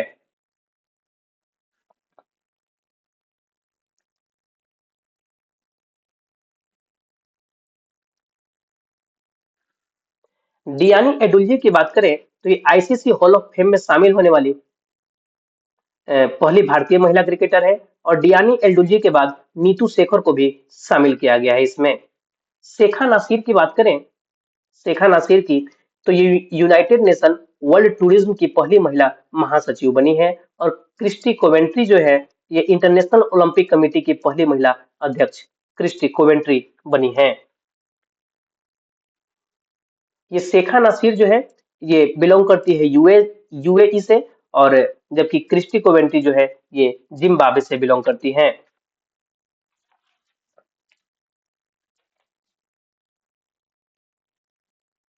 किस देश ने कफाला प्रणाली जैसी कुप्रथा को बंद करने की घोषणा की है? तो ये है सऊदी अरब। सऊदी अरब ने 70 साल पुरानी कफाला प्रणाली को बंद करने की घोषणा की है जो विदेशी कामगारों के लिए एक बड़ी राहत है। अब उनके पासपोर्ट नियोक्ता द्वारा जब्त नहीं किया जाएगा और उनके अधिकारों की सुरक्षा के लिए नए नियम लागू किए गए हैं। यानी अब जब बाहर से इंडिया से या किसी दूसरे देश से सऊदी अरब में लोग काम करने जाएंगे तो उनका पासपोर्ट वहां के जो जिस कंपनी में काम करेंगे वो लोग जब्त नहीं करेंगे। कफाला प्रणाली का अंत क्या है भाई? तो यह एक ऐसी प्रणाली थी जिसमें किसी विदेशी कामगार को सऊदी अरब में काम करने के लिए एक स्थानीय प्रायोजक जो नियोक्ता जो थे उनकी अनुमति लेनी पड़ती थी। अब ऐसा करने की जरूरत नहीं है। सऊदी अरब इसे क्यों खत्म कर रहा है? तो छवि सुधारने के लिए, अपने अंतर्राष्ट्रीय मानवाधिकार रिकॉर्ड को बेहतर बनाने के लिए ऐसा कर रहा है सऊदी अरब। विदेशी निवेश बढ़ाने के लिए, विदेशी कामगारों और निवेशकों को आकर्षित करने के लिए कि अब जब वहां पे हम लोग का पासपोर्ट वीजा जो है वहां पे कागज हम लोग का जब्त नहीं होगा तो हम लोग को जब इच्छा होगी वहां से हम आ सकते हैं। लेकिन जब कागज जब्त कर लेता है तो हम लोग को एक तरह से समझिए कि हम लोग बॉन्ड पेपर पे साइन कर दिए कि इतना समय से पहले हम लोग यहाँ से नहीं जा सकते हैं। सऊदी अरब राजधानी रियाद, मुद्रा सऊदी अरब या सऊदी रियाल, राजा सलमान बिन अब्दुल अजीज अल सऊद। किस राज्य में निंगोल चकोबा उत्सव मनाया जाता है? तो ये आप रिसेंटली मणिपुर से इसको रिलेट कर सकते हैं।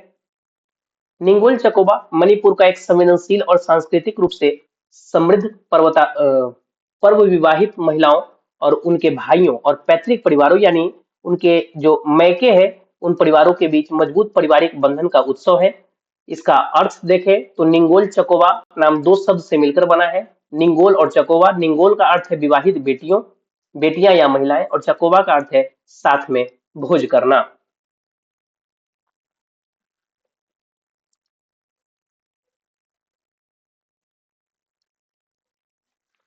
किसने ब्रिटिश एकेडमी पुरस्कार 2025 जीता?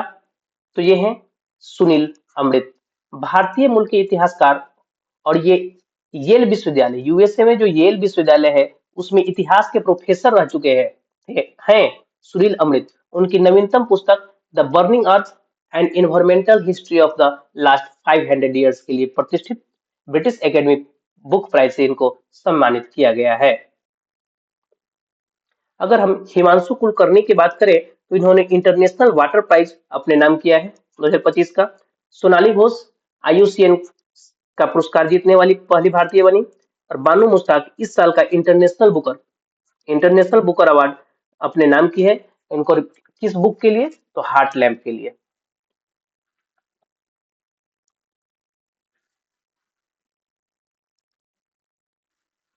किस देश ने मलेशिया में आयोजित सुल्तान ऑफ जौहर कप 2025 का खिताब जीता है? तो ये है, ये अभी हाल ही में जीता है कौन? ऑस्ट्रेलिया। आप लोग को लग रहा होगा कि हम इतना तेजी से आगे बढ़ रहे हैं। चलिए, हम ये सब आप लोग को डीपली में पढ़ा चुके हैं, इसलिए हम इसको हम स्किप कर रहे हैं। ये क्या है? ऑस्ट्रेलिया। तो मलेशिया में सुल्तान जौहर कप हॉकी प्रतियोगिता में भारत की जूनियर हॉकी टीम को रजत पदक मिला, क्योंकि ऑस्ट्रेलिया ने गोल्ड पदक जीता, और वो भी भारत को 2-1 से हराकर।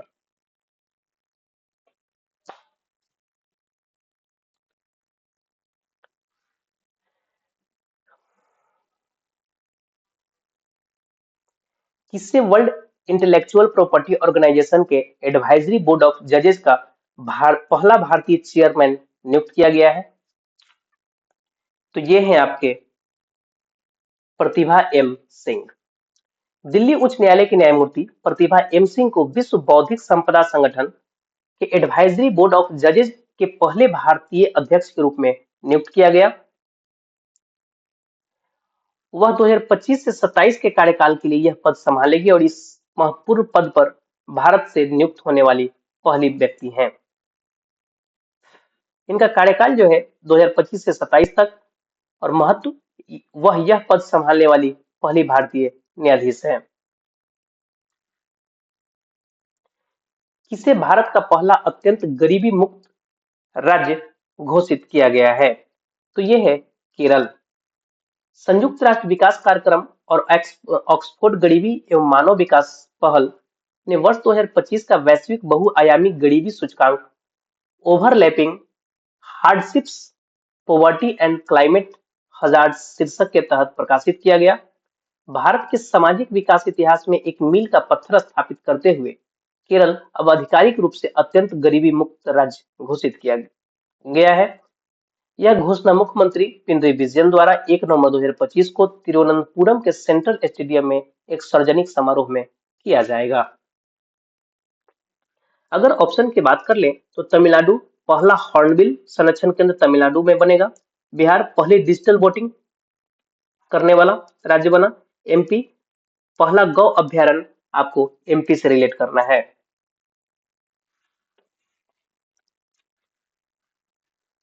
केरल की राजधानी Thiruvananthapuram, CM Pinarayi Vijayan, governor Rajendra Arlekar.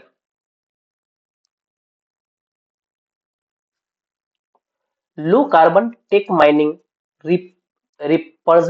Repurposing और ग्रीन इनोवेशन पर फोकस करने वाले सेंटर फॉर सस्टेनेबल एनर्जी को लॉन्च करने के लिए कोल इंडिया ने किसके साथ पार्टनरशिप की है? तो ये है आईआईटी मद्रास के साथ। साझेदारी स्वच्छ कोयला और नेट जीरो तकनीक के लिए उत्कृष्टता केंद्र स्थापित करेगी, जो स्वच्छ कोयला और प्रौद्योगिकियों, खनिज अर्थव्यवस्था और ऊर्जा दक्षता जैसे प्रमुख क्षेत्रों को संबोधित करेगी।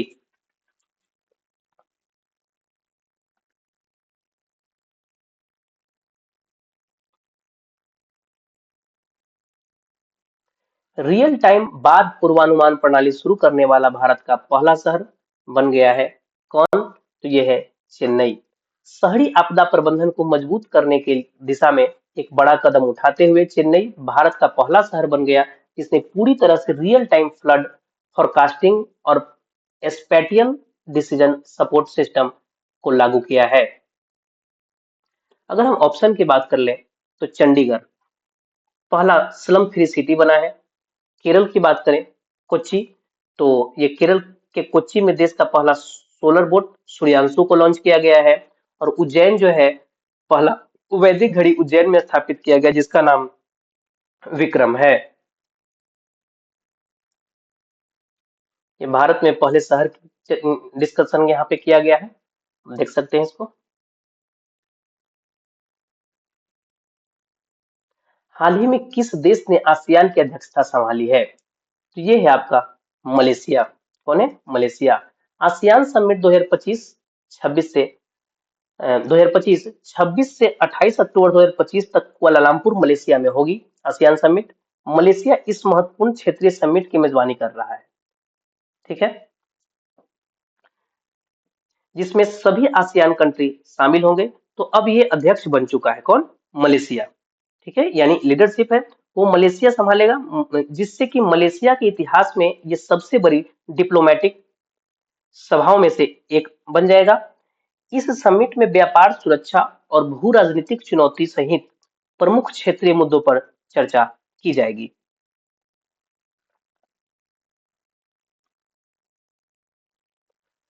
आसियान जो है association of south east Asian nation, इसका फुल फॉर्म हो गया।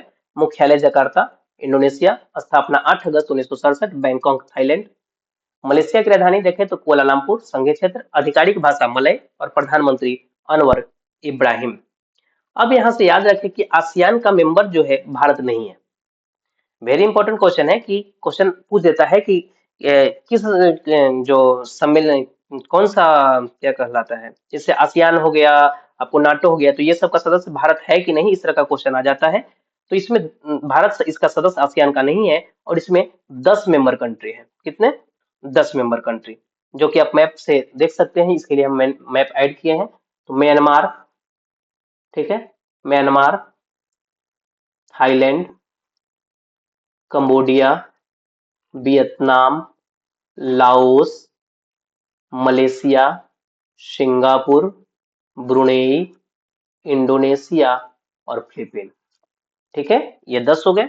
और एक लास्ट 11वां जो है आपको तिमोर लिस्ट है। क्या है? Timor list. तिमोर लिस्ट जो है 11वां कंट्री बन गया है। अगर हम ऑप्शन की बात कर ले तो भारत, भारत जो है 8वें क्रम का international solar alliance, international, sorry, international solar organisation, alliance नहीं, इंटरनेशनल सोलर ऑर्गेनाइजेशन की बैठक करेगा। कितने क्रम का? 8वें क्रम का। Brazil, COP 30 2025। China, SCO 2025 host कर रहा है।